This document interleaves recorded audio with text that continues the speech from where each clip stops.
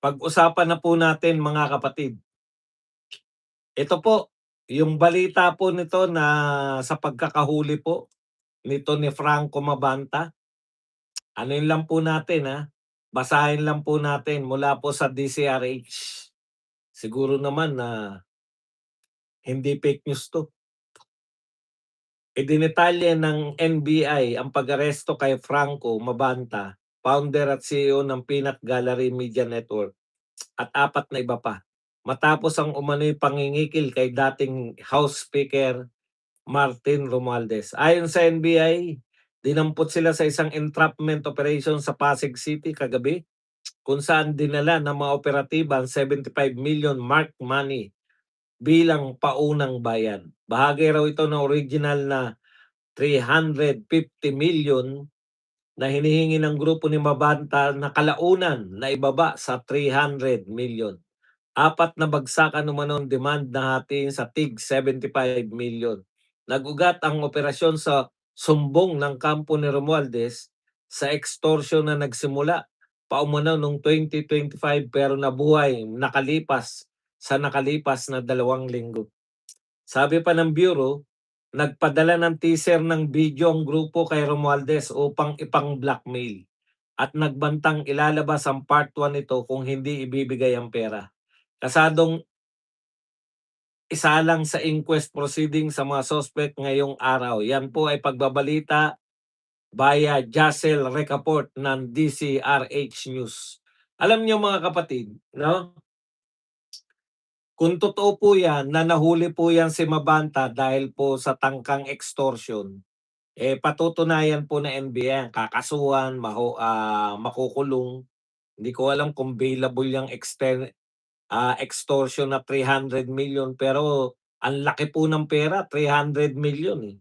Mukhang malabo po na maging makapag-bail po 'yan. Sa laki Hindi ko po alam kung yung extortion kasi po yung 50 million plunder, ah, non-bailable na yun eh. Hindi po natin alam kung bailable o anyways, sinagot na rin po 'yan ng Peanut Gallery, 'no?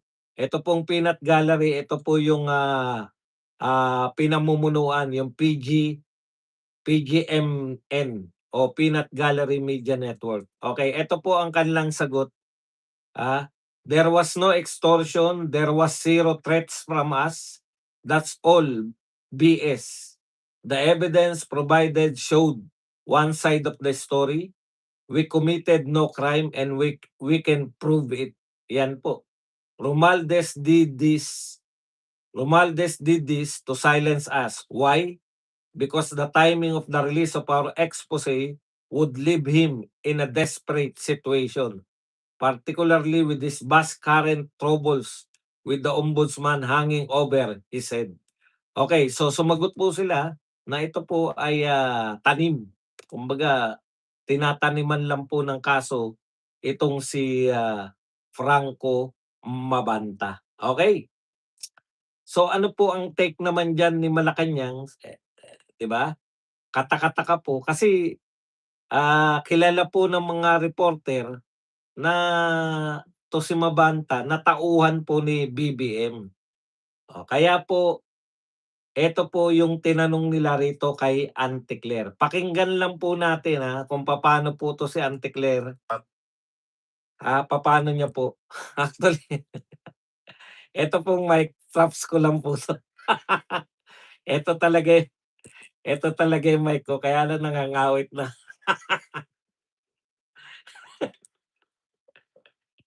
Eto talaga yung mic natin. Para lang hindi ko nahawakan. Eto po, pakinggan po natin si Auntie Claire. May reaction po ang palasyo dun sa pagkakaaresto kay Franco Mabanta, PGMN founder, kaugnay dito po sa extortion case sa dating speaker. Ang nais naman po ng Pangulo sa lahat ng pagkakataon, managot ang dapat na managot. Kung meron po silang dapat na panagutan, kung meron po silang ginawang krimen, dapat lamang po nilang itong panagutan. Pero definitely, kailangan po ng due process sa lahat ng bagay. Follow up po, kilala po ba siya ng kilala po ba siya ng Pangulo dahil sinasabing may papel daw 'tong si Mabanta dun sa online political campaigns noon, na sumusuporta kay, Pangulong Marcos? Ah, hindi po siya kaibigan ng Pangulo, pero siguro mas nanaisip ko po kung ito po ang inyong itatanong dahil ito po ay mismong pinost ni, Franco Mabanta. Baka ito po ang itanong niyo kung ano po ang relasyon niya sa mga Duterte. Ayan po. Ay, hindi pala 'tong mic natin, eto pala. Ayan po, pinapakita po.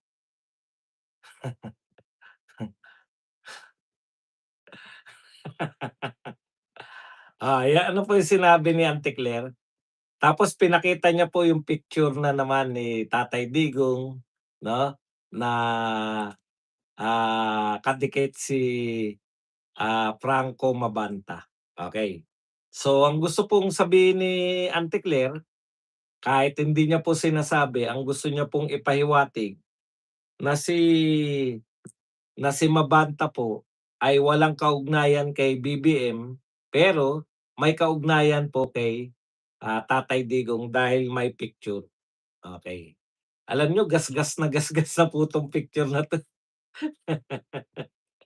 Sabi nga ni VP Sara siguro yung nagpa-picture na sa kanya, milyon na po ang nagpa-picture. Hindi po ibig sabihin na nagpa-picture ka, 'no, kaya kay VP Sara o kay Tatay Digong close ka na sa pamilya. Yun nga po yun, eh. Yun nga po yung, patunay na hindi ka close. Kasi bakit kayo magpapa-picture na napaka-formal, 'di ba?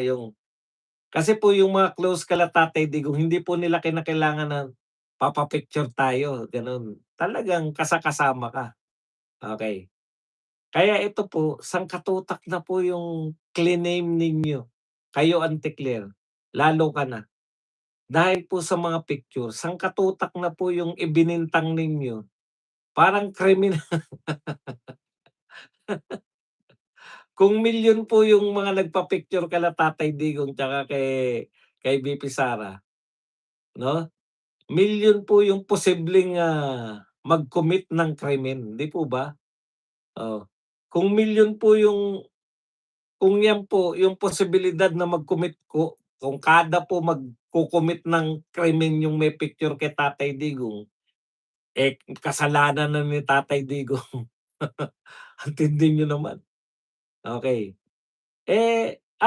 Tayo wala po tayong pakialam kung malapit ba 'to sa pangulo o hindi malapit sa pangulo, 'tong Mabanta na 'to.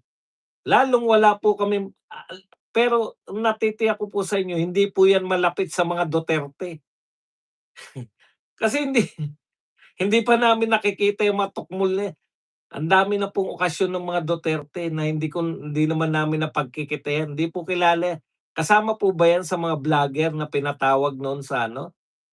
More or less sa tagal na po nating nakasubaybay sa mga Duterte, kilala niyo na po kung sino po yung mga vlogger ng Duterte, 'di po ba? Oh, marami po diyan yung mga sikat na vlogger na katulad po yan po yung mga naiimbitahan dun sa hearing nung ano, hearing po ng, House of Representatives nung pinatawag po yung mga vlogger, yan po yung mga sikat na Duterte. O yung hindi ganon sikat, may programa, Birada Agila o kaya katropa nila Banat Bay, 'di ba? Nasa Banateros o kaya yung mga grupo po ng mga vlogger na maisog. Halos halos pamilyar na po tayo sa mga vlogger, biglang eto na naman meron na kasalanan ba ng mga Duterte na nagpa-picture yang mga yan, lintik na yan. Pero, ang kataka-taka po yung kagyat, ang bilis po na itinanggi, 'no? Bakit po,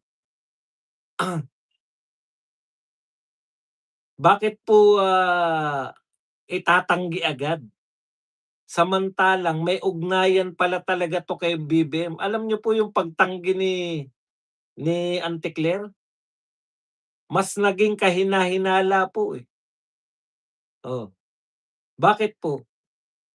Puwede mo naman sabihin na dating tauhan yan ni BBM, yang si Mabanta na umalis na nung kung kailan siya umalis, puwede po yun sabihin. Pero yung itinanggi mo na hindi yan kaibigan, sabay Ate Claire, milyon ang makakapaglabas na may picture sila kay Tatay Digong at kay VP Sara. Tanong ko sa'yo, ilang milyon naman yung makikita mong may video na yumayakap kay BBM? Si BBM po hindi po yan kasing lapit ng mga tao sa mga Duterte. Hindi po yan mahilig magpa-picture, magpa-selfie sa mga tao. Ayan, nakita ko yung video ni Mabanta, eh. Nakita ko yung video niya, yumakap siya sa pangulo, eh. Para mo po mayakap yung pangulo, aba, kung si Duterte po niyakap mo, okey pa, parang hindi pa rin masasabi na very close ka kasi ang dami pong mga OFW natin na kung gusto mo yumakap kay Tatay Digong. Pero kay BBM po na hindi po hindi po malapit sa tao, medyo may madederehin. Sa madaling salita, madederehin sa mga pangkaraniwang tao. O ilan pong milyon na nakayakap sa video ni BBM. Video po yun, hindi po yung picture. Tapos meron pa po, nag-celebrate pa pala yan ng birthday sa bahay ni BBM sa Forbes Park. O tapos sasabihin niyo wala wala lang. Buti pa sabihin mo dating tauhan yan. Ngayon, tamang hinala tuloy kami. Ano ba yung itatanggi nito ni Auntie Claire? Bakit bigla niyang, parang pinagtatabuyan 'tong, Franco Mabanta? Ako wala akong pakialam diyan. Kahit po sikat na vlogger pa 'yan, kahit pa-vlogger pa 'yan ng Duterte, wala kaming pakialam kung kayo po ay nagkasala. Kahit ba-vlogger kayo, 'di panagutan niyo. Bakit niyo idadamay yung pamilyang Duterte sa kasalanan niyo? Dalawa hinala ko diyan kung bakit, eh. Gustong iugnay na naman yung tangkang extortion, sasabihin na naman nila yang extortion money na yan dadalhin na naman sa mga Duterte yan, 'di ba? O bintang na naman.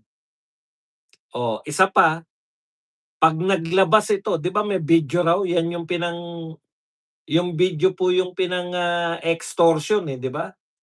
O, eh, kung yung video na yun ilabas at naroon si BBM, oh, o dinadawit si BBM, ang dali naman palang sabihin na, eh, Duterte kasi ang mga yan, eh. Wala talagang magawang magaling yang mga yan kundi manira kay BBM, eh. Ako po personally, natitiyak ko po sa inyo na hindi Duterte ang PGMA na yan. Puwede niyo naman tignan 'no, nariyan lang po yung Facebook, oh. Hanapin niyo po, Peanut Gallery Media Network. Kanina ko lang tinignan yan, eh. Ano ba 'tong PGM na 'to? Ano ba laman nitong mga 'to? Putya ni wala namang papuri sa mga Duterte. Ang style po nila para silang, legit, nagpapaka-legit na mga network. Parang ano sila, yung mga siguro nakita nila malakas kumita 'tong ganito. Oh, iba-iba po yung balita nila, parang network sila, parang Rappler, ganyan.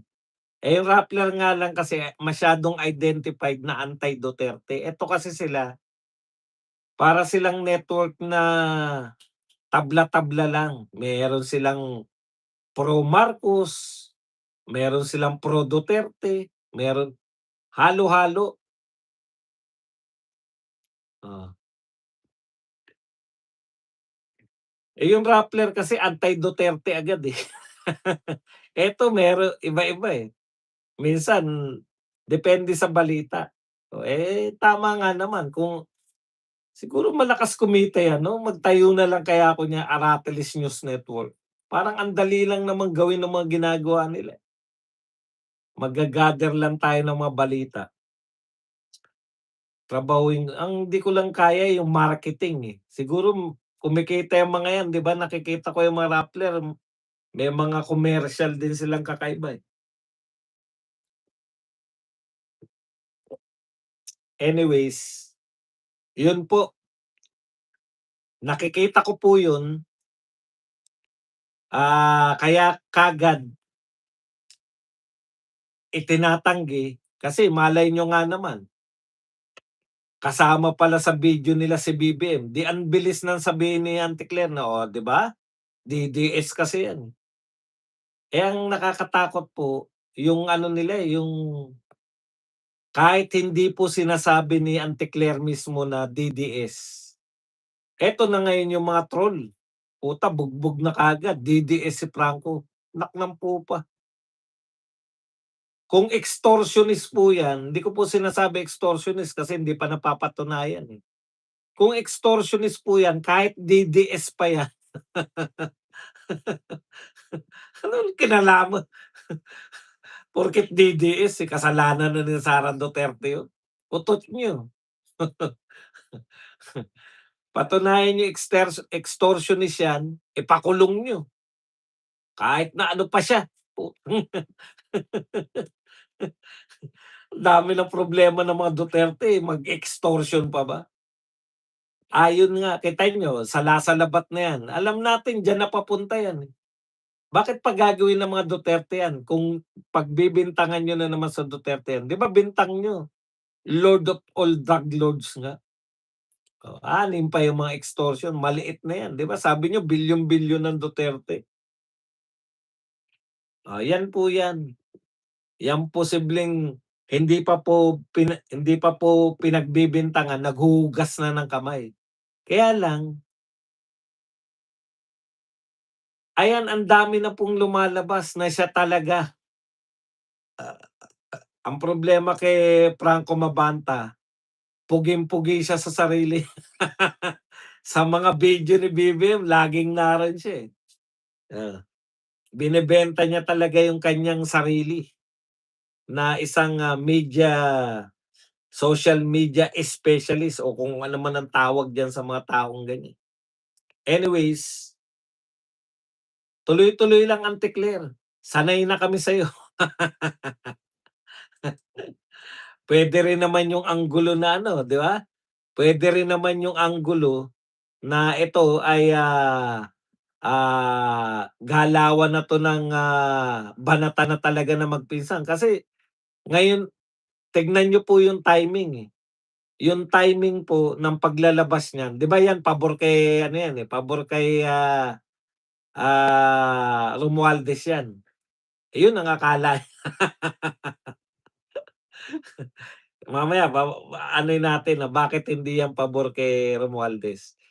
Tignan niyo po lang po 'tong isa, kasabay po yan ng paglalabas ng ombudsman na hindi na po nila inaakusahan 'no, direkta na po nila, hindi na po yung iimbestigahan, direkta na po nilang inaakusahan itong si Romualdez kasama si Saldico na siya po yung, mastermind nitong, flood control scam, 'yan. Kasabay, eh, 'di ba?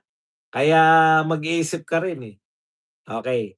So, titignan po natin 'yan, mare-reveal naman 'yan, eh. Ako, hindi po ako naniniwala na 'yan po ay, diversion kasi saan mo ida-divert? Sa impeachment? Impeachment na nga. Actually, itong problema na 'to, ibinalik mo nga yung usapin sa flood control, eh, 'di ba? Oh, kaya medyo ako kasi yung impeachment ni VP Sara, yan po yung kanilang, diversion mula po rito sa, napakalaking nakawan sa gobyerno, sa flood control. Yan na po yung mismong